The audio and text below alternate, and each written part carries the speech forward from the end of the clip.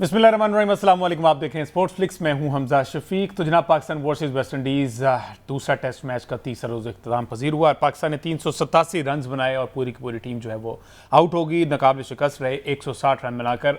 अब्दुल्ला शफीक, जेन में आपने ये रखना है कि अब्दुल्ला शफीक को शान मसूद की रिप्लेसमेंट के तौर पर तलब किया गया था, उनकी ये परफॉर्मेंस है हमारे सामने। ठीक है जी, बाबर आजम 88 रन बनाकर अनफॉर्चुनेटली रन आउट हुए और एक तवील इंतजार मजीद तवील हो गया। 2022 में आखिरी दफा बाबर आजम ने सेंचुरी स्कोर की थी, 160 रन की इनिंग्स खेली थी against New Zealand in Karachi, but very unfortunate 88 run पर बाबर आजम रन आउट हो गए। कॉल किसकी थी, अब्दुल्ला उधर से क्यों नहीं आए, ये एक बात का मामला, लेकिन वो रन आउट होकर वापस पवेलियन चले गए। अब जो सूरत हाल है वो 103 पर, दूसरी इनिंग में 103 रन पर 6 खिलाड़ी वेस्टइंडीज के आउट हो चुके हैं।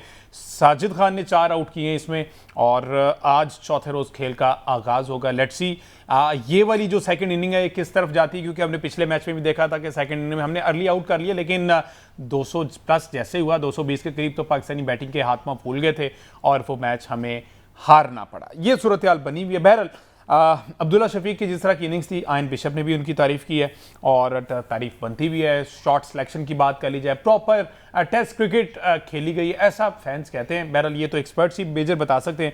बहरहाल दूसरी खबर ये है कि गैर मंजूर शुदा लीग पीसीबी का सख्त एक्शन, यानी कि वो जो एशियन लेजेंड्स लीग हो रही है उस पर पीसीबी ने एक्शन लिया है कि जनाब इसमें जो क्रिकेटर जाएगा उसके खिलाफ एक्शन लिया जाएगा, क्योंकि ये पीसीबी से अप्रूव्ड नहीं है। इस पर बात करते हैं, हमारे साथ मौजूद है senior sports analyst ex cricketer Mohammad Mohsin sahab और अली तनौली साहब ने ज्वाइन किया। Welcome to both of you जी।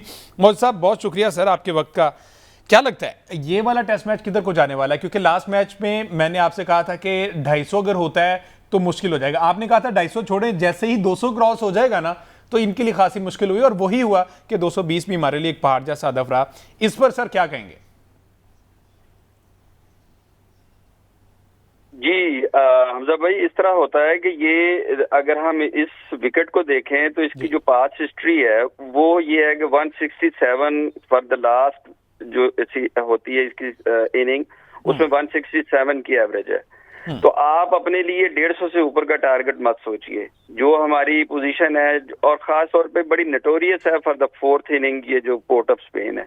अच्छा, बेसिकली पोर्ट ऑफ स्पेन जो है वो बड़ी मशहूर है उनकी कि सबसे ज्यादा मैचेस भी वेस्ट इंडीज ने यहीं पे खेले हैं। तो ये बड़ा ही अहम है कि आपको अब 60 रन की लीड है, आपने 40, 45, 50 रन से पहले इनको आउट करना है। 150 will be a tough ask at this track ना, बड़ा मुश्किल हो जाएगा। इस वक्त जिस तरह साजिद की बॉल घूम रही है, जिस तरह साजिद उन्हें तंग कर रहा है, तो आप ये ज़हन में रखिए कि उनकी बैटिंग हमसे बेहतर है टेक्निकली। तो हमने ये किया है कि ये एक बड़ी अच्छी अब्दुल्ला शफीक ने जो इनिंग खेली है, that is a marvellous inning, जो एक टेस्ट का स्टैंडर्ड है, जिसमें मिडल कर रहा था, bat and pad together, bookish cricket जो होती है, जो होनी चाहिए। मैं समझता हूं कि जिस तरह पीएसएल में बाबर आजम को सपोर्ट मिली थी मेंडेस की, दैट्स सेम आपने एक एंड से जिस तरह अब्दुल्ला शफीक को देखा, तो बाबर को जब एक अच्छा पार्टनर साथ मिलता है तो बाबर भी स्कोर करता है। तो इसमें अब्दुल्ला शफीक का बहुत बड़ा हाथ है। रिप्लेसमेंट की आपने बात की, बड़ी अच्छी। आप देखिए, सेंचुरियन को उसने मतलब रिप्लेस किया था तो सेंचुरी उसने भी दे दी।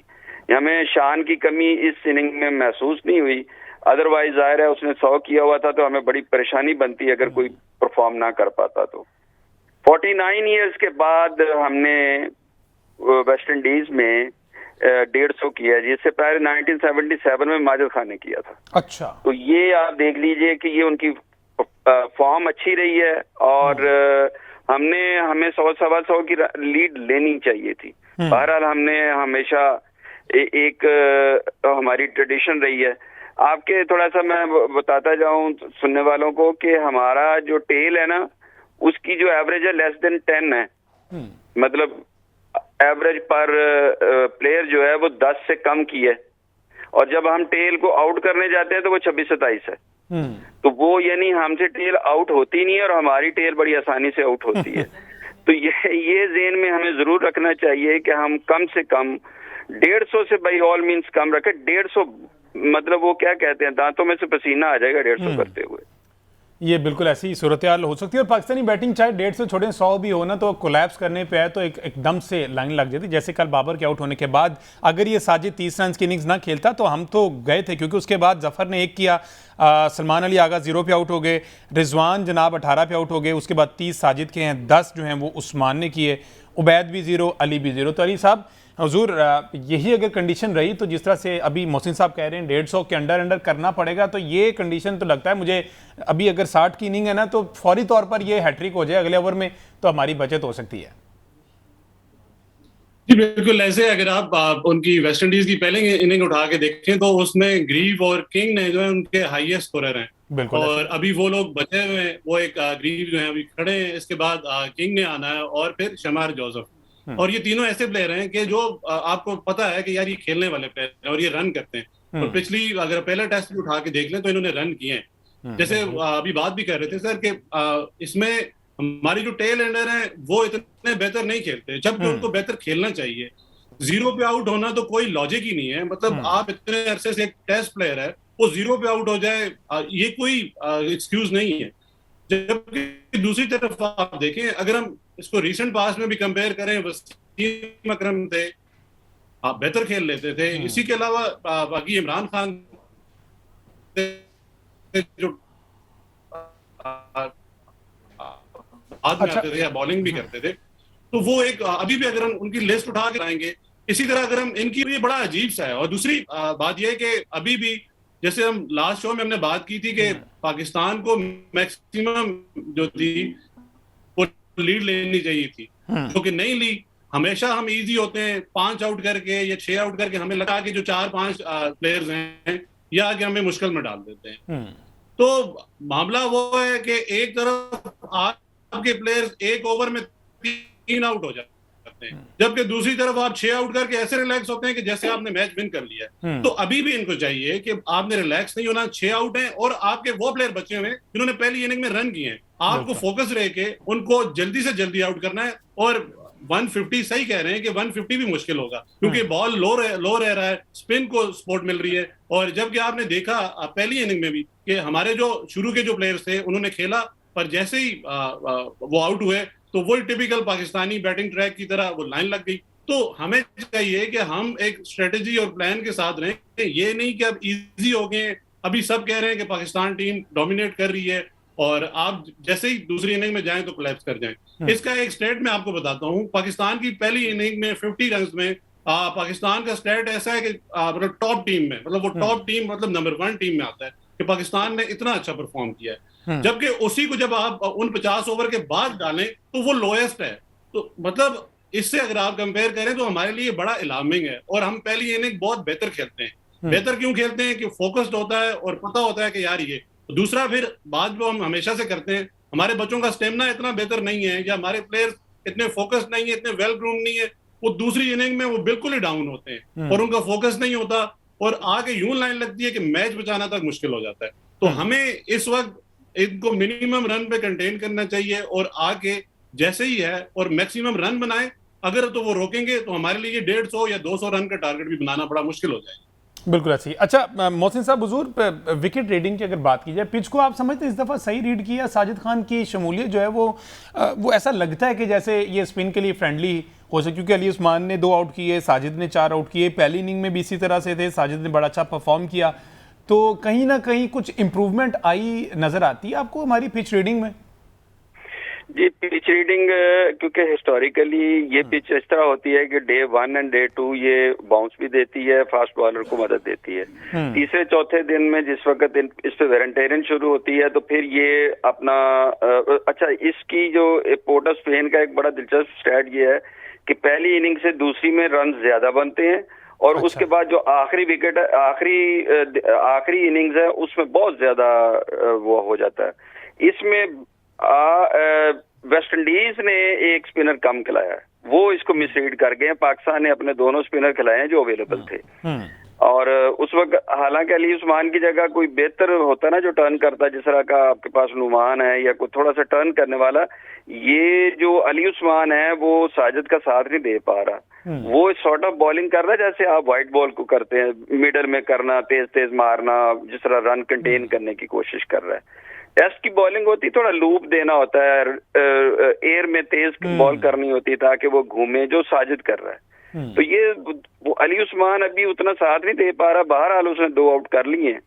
तो ये पिच रीडिंग इस दफा मैं समझ बड़ी अरसे बाद, क्योंकि माइक हैसन साथ नहीं थे ना, तो बेहतर हो गया कि वो पिच रीडिंग होगी। अगर माइक हैसन होता तो उसकी मुख्तलिफ ही लॉजिक होनी थी। तो ये सरफराज को क्रेडिट जाता है, सरफराज का एक्सपीरियंस यहाँ पे काम आया। बिल्कुल, ये दोबारा से ज़रा कॉल अब बहाल करते हैं। अली तनोली साहब, सरफराज को फिर यहाँ क्रेडिट देना चाहिए, हेड कोच हैं, विकेट पर गए, उन्होंने देखा, उसको रीड किया और फिर बाबर आजम के साथ मशावरत के बाद ये सारी चीज़ें उन्होंने फैसला किया, तो कहीं ना कहीं फिर आप सरफराज को क्रेडिट जाना चाहिए। बिल्कुल सरफराज का क्रेडिट बनता है, जैसे कि वो पहली इनिंग में भी कह रहे थे कि हाँ, हमने पिच को जो है वो बेहतर रीड किया था, और जो दूसरी इनिंग है उसमें हमने थोड़ा सा क्योंकि बहुत हल्का खेला, और बिल्कुल हम जैसे हम दूसरी इनिंग में एज यूजुअल पाकिस्तानी टीम की तरह खेले। इसमें बिल्कुल सरफराज का क्रेडिट बनता है, और उसके साथ आपको बाबर आजम की कैप्टनसी को भी क्रेडिट देना पड़ेगा। उन्होंने जो बॉलिंग चेंज है वो बहुत बेहतर किया, पिच रीड के साथ साथ उन्होंने जो स्पिन है उसको बेहतर इस्तेमाल किया। उन्होंने देखा कि यहाँ पे पिच को सपोर्ट मिल रही है, स्पिनर को सपोर्ट मिल रही है, बॉल लो रह रहा है, और ये सर बात भी ठीक कर रहे थे कि हमें जो अली उस्मान है वो बिल्कुल ये अच्छी मैं समझता हूँ ये अच्छी स्ट्रेटेजी है कि विकेट टू विकेट रखें तो आपको विकेट मिलती भी है। जबकि साजिद जो है वो बहुत सेंसिबल है, मतलब मैं कहता हूँ वो एज अ वॉरियर है। हमें इस तरह के प्लेयर्स को सिलेक्ट करना चाहिए कि जो आपको बैटिंग में भी उसी तरह की आपको टैलेंट है, वो आपको रन बना के देता है और इन्वॉल्व होता है। मतलब आपको ऐसे प्लेयर चाहिए कि वो ऐसे नहीं है कि आके वो बिल्कुल ही बैटिंग जब आए तो वो खत्म हो जाए कि बोले यार हमारा तो काम नहीं है। बॉलिंग में भी आप उनके एग्रेशन देखें तो वो लगता है कि यार वो बंदा विकेट लेने की उसमें हंगर है, तो ये एक अच्छा साइन है। इसी तरह हमें अपने बाकी प्लेयर्स को भी यूटिलाइज करना चाहिए, और इसका ये जो हंगर है वो बैटिंग ऑर्डर को भी सिखाना चाहिए कि जो सलमान अली आगा हैं वो इतने अरसे से पता नहीं क्या कर रहे हैं, सीधी बॉल पे वो एक बंदा उसको पता भी है बॉल अंदर आ रहा है, LBW होके जा रहे हैं। दूसरी तरफ मोहम्मद रिजवान है, उनकी परफॉर्मेंस अगर आप इतने अरसे से उठा के देखें, हम ये हमेशा भी बात करते हैं हमारा मिडिल ऑर्डर कोलैप्स कर रहा है। आप मतलब आप शुरू में आपके ओपनर भी खेल जाते हैं, आपका थोड़ा सा वन डाउन आ जाता है, बेहतर करता है, जैसे वो आउट होते हैं तो आपकी लाइन लग जाती है। तो जब तक ये मिडिल ऑर्डर को आप स्ट्रॉन्ग नहीं करेंगे तो आप एक अच्छी टीम नहीं बन सकते। वो ऐसे ही होगा कि आपके शुरू के अगर वो प्लेयर खेल गए तो खेल गए, और वो कितने खेलेंगे, वो मैक्सिमम आपको 150-200 रन की पार्टनरशिप देंगे, और उसके बाद अगर इस तरह लाइन लगती रही तो फिर तो हमारे लिए सीखना और ही मुश्किल है। तो इसलिए हमें चाहिए कि हम ये जो हंगर वाली एक चीज है उसको सामने रखें, प्लेयर का वो बंदा सिलेक्ट करें कि जो नजर भी आए कि यार उसमें पोटेंशियल है और वो जीतने की उसमें चाहत भी है। बिल्कुल ठीक है जी, मुझे एक ब्रेक लेना है जी, ब्रेक से वापस आते हैं तो जरा बात करते हैं। रिजवान की अभी बात कर रहे थे अली तनोली साहब, तो क्या बाबर आजम दोबारा से कप्तान बने? क्योंकि इससे पहले सरफराज उसको रिजवान को एक साइड पे कर दिया गया था, लेकिन बाबर दोबारा से जब कप्तान बने तो दोबारा से रिजवान को, क्या बाबर की गुड बुक्स में रिजवान, क्योंकि रिजवान की परफॉर्मेंसेस तो है नहीं PSL से लेके इसके अलावा जितनी भी उसके बाद क्रिकेट खेली है, कोई रिजवान कोई बहुत ज़्यादा एक्स्ट्रा ऑर्डिनरी परफॉर्म कर नहीं पाए, तो इसकी वजह क्या जानने की कोशिश करेंगे। ब्रेक बाद स्टे विद अस।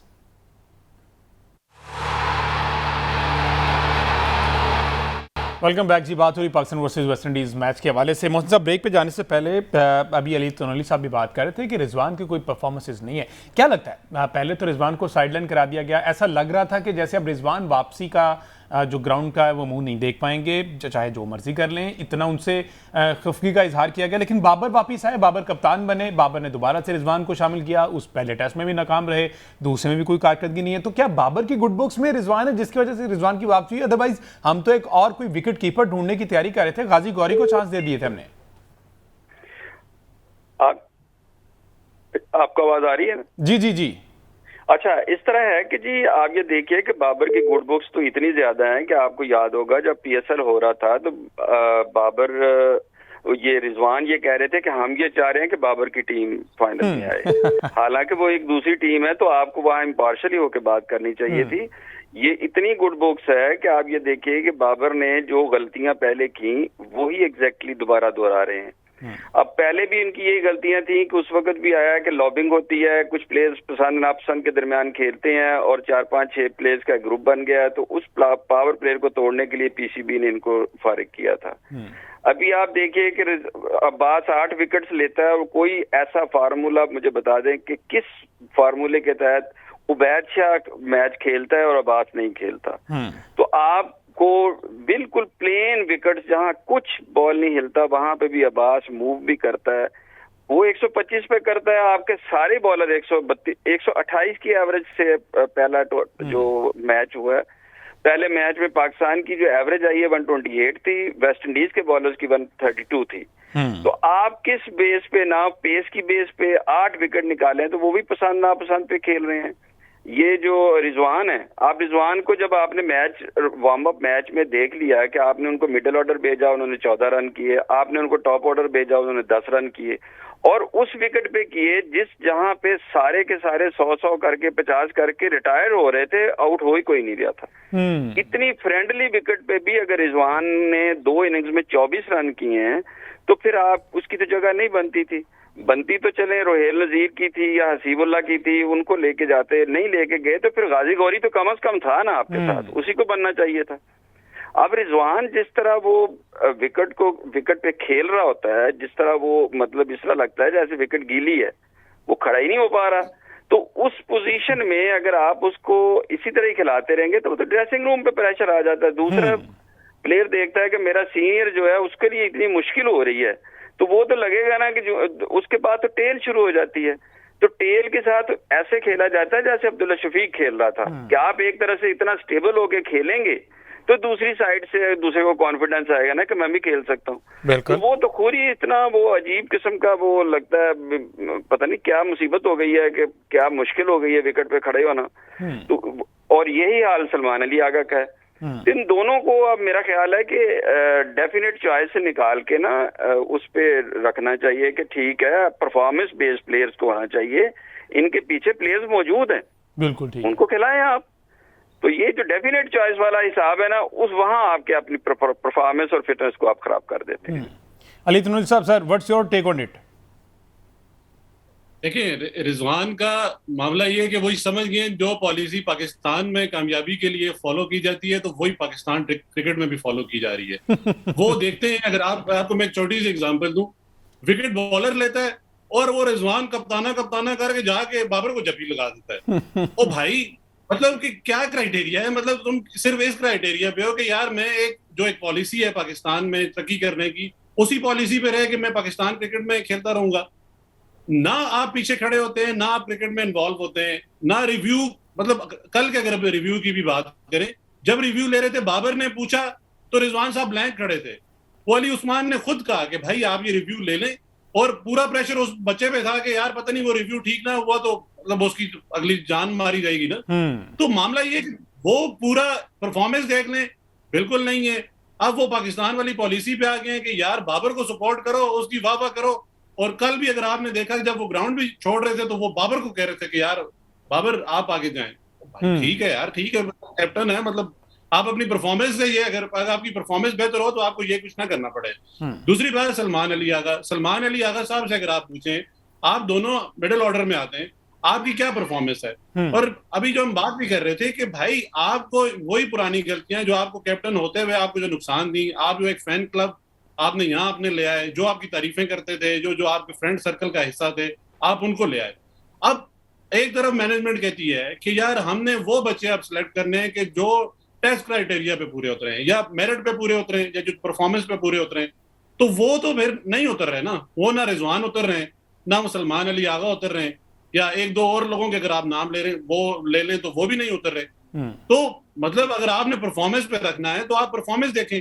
ये थोड़ी है कि आप ये जोड़ तोड़ वाली ये पॉलिसी या जो दोस्ती यारी, तो एक ये चीज। दूसरा ये कि पाकिस्तान क्रिकेट में ना लाडलों का बड़ा रुझान आ गया है। अगर मैं आपको लाडलों की बात बनाऊं, साइम अयूब थे, इतने अरसे से वो परफॉर्म नहीं कर रहे थे, इस वजह से टीम में थे कि यार मौसम नकवी के लाडले थे। इसी तरह आप उसके बाद आ जाए सलमान अली आगा, वो टीम में क्यों थे कि भाई वो भी क्योंकि ऑप्शन नहीं थी, परफॉर्म नहीं कर रहे थे, वो टीम में थे। उसके बाद बात करें शहनशाह अफरीदी, वो किसी और के लाडले थे, वो इस वजह से टीम में थे। उसके बाद आ जाए इसी तरह शादाब खान, वो माइक हसन के लाडले थे, वो इस वजह से टीम में आ जाते थे। तो मतलब एक लाडलों की लिस्ट है। तो आप जब ये लाडले पालेंगे तो इसका मतलब है कि टीम आपकी प्रायोरिटी नहीं है। फिर आप बात भी करते हैं कि सिस्टम कोलैप्स हो जाता है, तो सर सिस्टम कोलैप्स इसलिए होता है कि उसमें मेरिट को है ना वो नजरअंदाज किया जाता है। जब मेरिट को सामने रखेंगे, परफॉर्मेंस को सामने रखेंगे, तो सिस्टम कोलैप्स नहीं होगा। तो बेहतर ऑप्शन यही है कि आप मेरिट को आजमाएं, या वही बात है जो परफॉर्मेंस है उसको अगर सामने रखें तो परफॉर्मेंस ओवरऑल पाकिस्तान टीम की वो बेहतर होगी और इसका क्रेडिट अल्टीमेटली आपको ही जाएगा। तो ये बात समझने की है कि यार कि आपको मेरिट को सामने रखना है और परफॉर्मेंस को सामने रखना है, ना कि ये लाडलापन या एक बंदा मुझे पसंद है तो वो उस वजह से टीम में चाहे वो परफॉर्म करे ना करे, तो ऐसे पॉलिसी नहीं चलेगी। मोहसिन साहब हुजूर, ये लाडला कल्चर क्या डे वन से पाकिस्तान क्रिकेट में है या फिर पहले मेरिट हुआ करता था, अब ये कल्चर परवान चढ़ा है? नहीं, ये अभी परवान चढ़ा है जी, पहले तो नहीं था। पहले एक्चुअली ना परफॉर्मर बहुत तगड़े होते थे। मतलब अगर आप देखें ना कि अगर आपके सामने खेलने वाला मियां दाद है, जहीर अब्बास है, आसिफ इकबाल है, मुदस्सर नजर है, तो किसकी जगह आप लाडले को डालेंगे? नीचे वकार यूनुस है, वसीम अकरम है, आकिब जावेद है, अजहर महमूद है, तो किसकी जगह खिलाएंगे?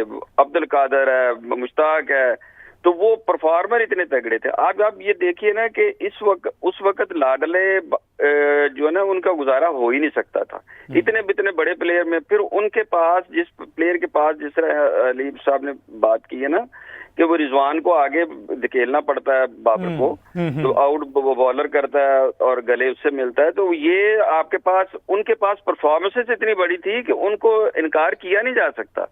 अब आप कोई इतनी बड़ी अच्छा, फिर अभी आप इनके कैरियर्स देखें ना, किसी का 2 साल में खत्म हो रहा है, किसी का 2-2.5 साल में खत्म हो रहा है, किसी का साल में खत्म हो रहा है। उनके कैरियर चेक करें, 18 साल, 12 साल, 14 साल, तो वो कंसिस्टेंट हैं, तो किसी को जगह नहीं दे रहे ना। तो अभी तो आपको कोई ऐसा परफॉर्मर है ही नहीं है कि जिसको आप कहें कि वो उसकी परफॉर्मेंस की बुनियाद पे।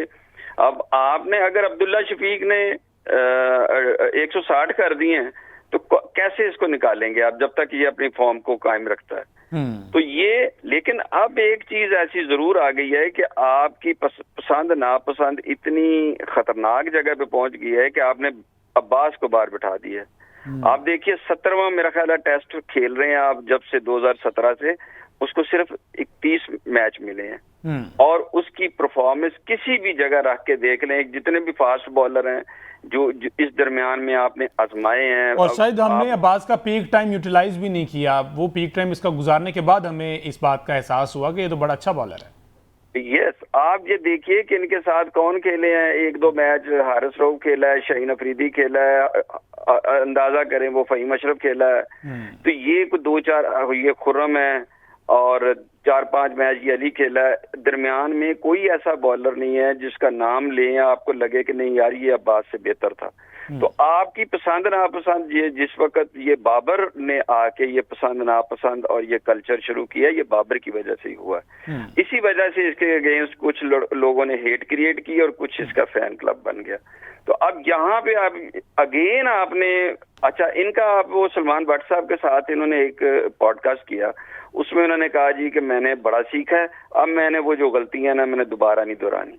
और भाई तीसरी दफा आप कप्तान बन गए हो, सबसे ज्यादा आपने कप्तानी कर ली है, अभी भी आपको समझ नहीं आ रही कि रिजल्ट जो है वो अगर अच्छा निकलेगा तो क्रेडिट आपको जाएगा ना यार। अगर जीतेंगे तो आप ही जीतेंगे ना, अब्बास आउट करके देगा तो अल्टीमेटली जीत तो आपके समय लगनी है। बिल्कुल कप्तान आप हैं, तो आप तो अपना कमांडर के पास तो अच्छे फौजी होंगे तो लड़ेंगे ना। तो आप तो अब उबैद शाह को आपने खिलाया तो क्या बेस है? जिसको 5% क्रिकेट भी आती है वो टेस्ट का बॉलर है ही नहीं है, ना वो डेक हिट कर सकता है, ना हार्ड लेंथ हिट कर सकता है, ना ही उसको ऑफ स्टिक के बाहर बॉल करनी आती है। ये सारे वाइट बॉल के बॉलर हैं, तो आप उनको टेस्ट में जाके डाल दिया तो वो ना वो बैटिंग की पोजीशन में है। आप देख लें अब्बास ने तो उनको बैटिंग भी कर दी थी सेकंड इनिंग में, तो साजिद ने कर दी है। ये जो चीज है ना, अभी आपको एक छोटे लास्ट बात आपको बताऊं जी कि आप ये देखिए कि हम बाबर को कह रहे थे ना कि जी बाबर ने टेल एक्सपोज कर दी, कल वही टेल खेल रही थी ना, 70-72 गेंदें खेल गया साजिद। बिल्कुल ऐसी है। यही खुरम जो है ना 2-50 3-50 है इसके डोमेस्टिक में, यही अली उस्मान इसने डोमेस्टिक में 100 किया हुआ है। तो भाई अपनी अपनी बारियां खेलो ना। तो ये सारी चीजें जब आप कन्वर्ट करेंगे, इनको सिखाएं कि अपना खेलना है भाई सबको। हमारी टेल तो चौथे नंबर से शुरू हो जाती है, तो कितना का सारा दिन टेल को कितने दिन बचाएंगे आप? बिल्कुल वो ठीक है। इसलिए जरूरी यही है कि आप इनको अपनी अपनी बॉलिंग सिखाएं और सारे सबको साथ लेके चलें और पसंद नापसंद से निकल आएं। बिल्कुल ठीक है जी, डिस्कशन जारी है। मुझे एक ब्रेक लेना है, ब्रेक से वापस आते हैं। तो सवाल यही है कि क्या ये वाला मैच चौथे रोज़ इख्तिताम पजीर हो जाएगा, या जिस तरह से यूजुअली पाकिस्तान के मैचेस होते हैं, या फिर ये 5वें दिन में दाखिल होगा। दुआ तो ये कि चौथे रोज़ में ही हो जाए, कम से कम टारगेटों से अचीव करें और ये सीरीज़ यहाँ पर 1-1 से बराबर करें। इस पर बात करते हैं एक ब्रेक के बाद। Stay with us. Welcome back जी। बात हो रही Pakistan versus West Indies match पर, और ब्रेक पे जाने से पहले हम डिस्कस कर रहे थे। सवाल ये है कि क्या ये वाला मैच चौथे रोज़ पर ख़त्म हो जाएगा, जैसा कि एक रिवायत चली आ रही है। पाकिस्तान जो भी टेस्ट मैच खेलता है वो 4 रोज़ से ज़्यादा जा नहीं पाता, या पूरी टीम आउट हो जाती है, या दूसरी टीम जो है वो ये टेस्ट मैच जीत जाती है। तो तनोली साहब, हुजूर, क्या लगता है आपको कि ये जो अब टेस्ट मैच चल रहा है ये 5वें रोज़ तक जाएगा, जाना चाहिए, या फिर कम से कम में रिस्ट्रिक्ट करें और जीत जाए मैच? नहीं, बिल्कुल भी नहीं जाना चाहिए। उसकी वजह है कि अब आप देखें ना, 4 विकेट्स हैं। अगर हम अपनी परफॉर्मेंस को देखें तो 4 विकेट तो 2 ओवर में आउट हो जानी चाहिए, जैसे हमारी परफॉर्मेंस है। अगर हम उनकी परफॉर्मेंस की बात भी करें तो टेल एंडर है, टेल है, तो उसको आप जल्दी से आउट कर लें। तो ये मैक्सिमम आप एक सेशन के 10 ओवर में, या आप इनको अगर आप पकड़ लेते हैं तो आप इसी पहले सेशन में इसको खत्म करना चाहिए। मतलब अगर ये 5वें दिन जाता है तो उसके बाद अगर पाकिस्तान जीत भी जाता है, तो जो कि मुश्किल है, नामुमकिन में, तो वो तो उसका तो फायदा ही नहीं है ना। तो बेहतर यही है कि आप इसको जितना अर्ली इसको आप 4 जो विकेट्स हैं उनको आउट करें, और मैक्सिमम इसको आप 100 रन की लीड पे लेके जाएं और उसको चेस कर लें। आप इजीली चेस भी कर लेंगे। जितना आपकी टारगेट या जितनी आपकी लीड बढ़ेगी तो वो उतना आपके लिए मुश्किल होता जाएगा, क्योंकि जैसे आप अभी सर बता भी रहे थे कि जितना ये इस ग्राउंड पे चौथे दिन या 5वें दिन विकेट मुश्किल हो जाती है। बॉल लो रहता है, स्पिनिंग ट्रैक है, स्पिन ज्यादा होता है। जैसे उनकी पहली अगर इनिंग की भी हम बात करें तो उसमें हरिकेन ने 6 आउट किए हैं। तो मतलब अगर तीसरे दिन अगर वो आपके लिए मसला बना रहे हैं, तो चौथे 5वें दिन तो वो आपको वहां खड़े नहीं होने देंगे।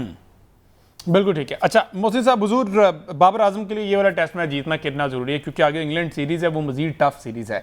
आप समझते हैं जो कि इंशाल्लाह अल्लाह करे मैच जीत जाए, तो एक विनिंग स्ट्रीक के साथ चलना आगे चल के बाबर के लिए बतौर कप्तान वो एक प्रेशर रिलीज हो जाएगा, जो कि पाकिस्तान क्रिकेट के लिए भी बेहतर है, बाबर हिमसेल्फ उसके लिए ये बेहतर है। तो क्या समझते हैं, बाबर का कुछ प्रेशर कम होगा? बाबर का तो पूरा ही प्रेशर कम हो जाएगा, बिकॉज आकिब ने तो हमारी सीनियर मैनेजमेंट तो कह के भेजा है कि अगर आप एक जीत जाएंगे तो अब वो तो एक्सपेक्ट ही एक कर रहे हैं। अच्छा, तो फिर तो हम, हाँ जी, वो तो हमारे लिए तो फिर बिल्कुल ही वो रिलीज हो गया ना जी। वो तो कह रहे हैं कि एक जीत जाए सनफ। आकिब का तो बयान है, ये स्टेटमेंट है। तो वो दूसरा ये है कि बिल्कुल जीतना चाहिए। आप 8 टेस्ट पहले ही हार चुके हैं, तो 9वां आपको अवे, मतलब ये बिल्कुल ही खतरनाक हो जाएगा। फिर आगे इंग्लैंड तो बहुत ज्यादा मुश्किल है। उनकी टीम आपने देखी है against India, they were playing like anything, बहुत अच्छी है इस वक्त। और फ्लेमिंग आ गए हैं, उनके कप्तान भी आ गए हैं, वो सॉरी उनके कोच भी चेंज हुए हैं। तो फिलॉसफी भी वो बेसबॉल से निकल के वो भी अपनी क्रिकेट खेलनी है इस दफा उन्होंने भी।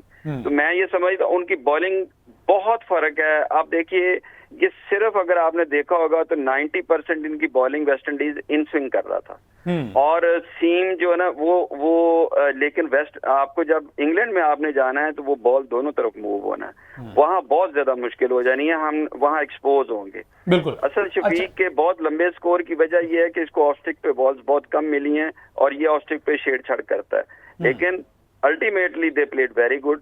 इंग्लैंड में मुश्किल होने वाला है, ये यहाँ जीत के जाना चाहिए हमें। अच्छा, मुझे अभी आपने बेसबॉल की बात की मोहसिन साहब, हमारे भी तो माइकल स्मिथ आ गए एक बैटिंग कोच बतौर। इससे पहले हम शाहिद असलम साहब की खिदमत ले रहे थे, जो कि जिन्होंने अपनी सारी ज़िंदगी मेरे ख्याल बैटिंग पे फोकस नहीं किया, लेकिन अब वो पाकिस्तान टीम की बैटिंग सीधी करवा रहे थे। तो अब ये माइकल स्मिथ के आने से आप समझते हैं कि बैटिंग में फ़र्क पड़ेगा हमारी? नहीं, बैटिंग में बहुत फर्क पड़ेगा।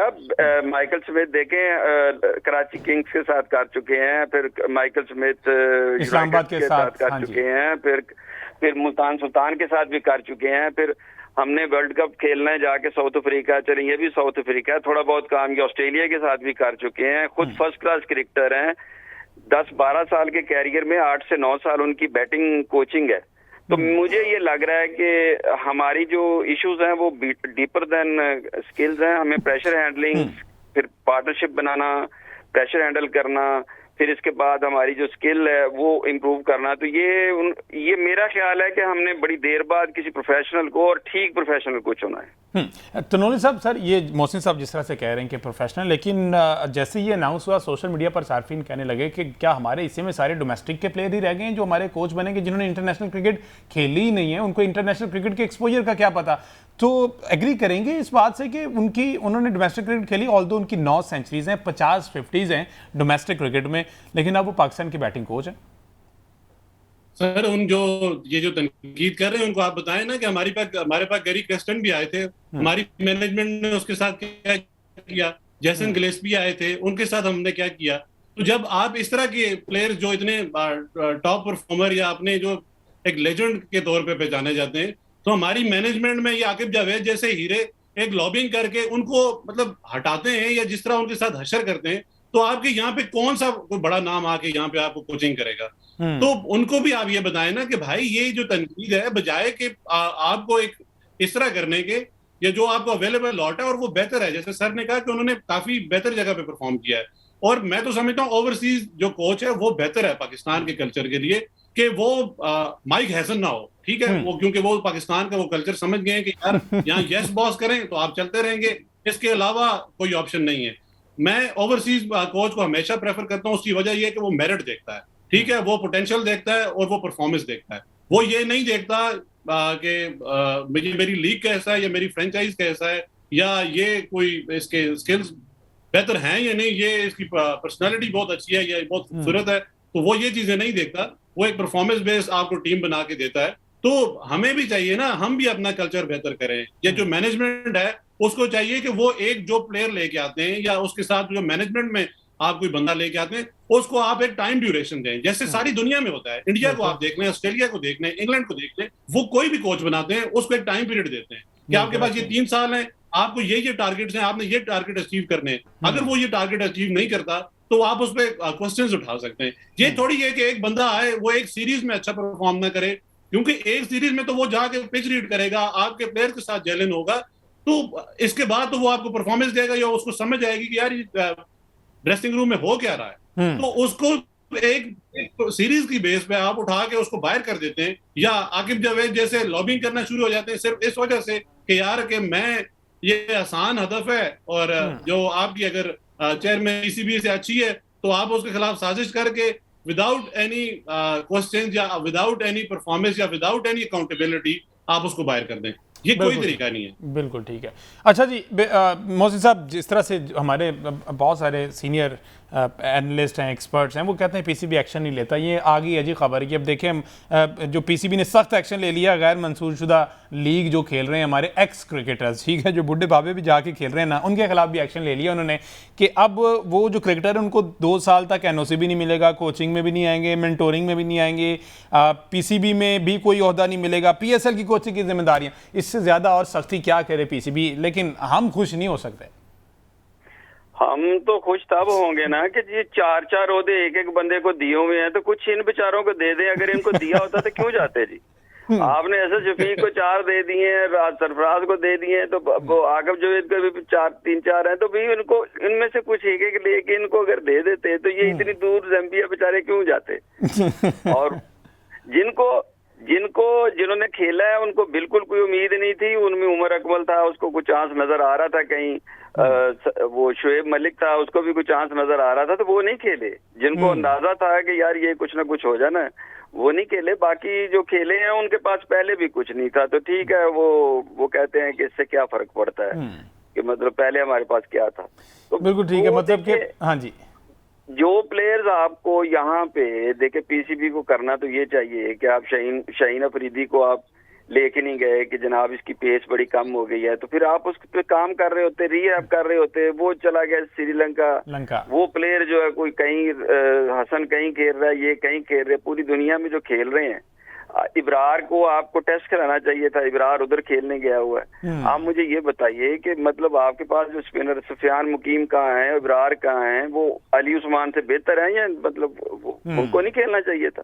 तो आप उनको तो बांट बूट के इधर उधर कह दिए जाके पैसे कमा लो। तो ये जो बुजुर्ग आदमी है अब ये छोड़ चुके हैं, रिटायर्ड हैं, इनको क्यों तंग कर रहे हैं? कहीं से अपना रिस्क का बंदोबस्त तो करना है ना हर बंदे ने। पीसीबी दीन और दुनिया साथ साथ लेके चल रहा है, वो चाह रहा है क्या बल्ला तौबा करें, तौफीक उमर का अब क्या काम क्रिकेट में, तो वो जाके अभी भी लीग्स खेल रहे हैं, तो इसलिए सख्त एक्शन जो है ना वो लेना बनता था, जो कि ऑन मेरिट मेरे ख्याल पीसीबी ने लिया और पीसीबी को आगे चल के भी ऐसा करते रहना चाहिए। बहुत शुक्रिया अली तोनेली साहब, आप कीमती वक्त दे रहे थे। मोहम्मद मोहसिन साहब हमारे साथ मौजूद थे, आपका भी बहुत शुक्रिया।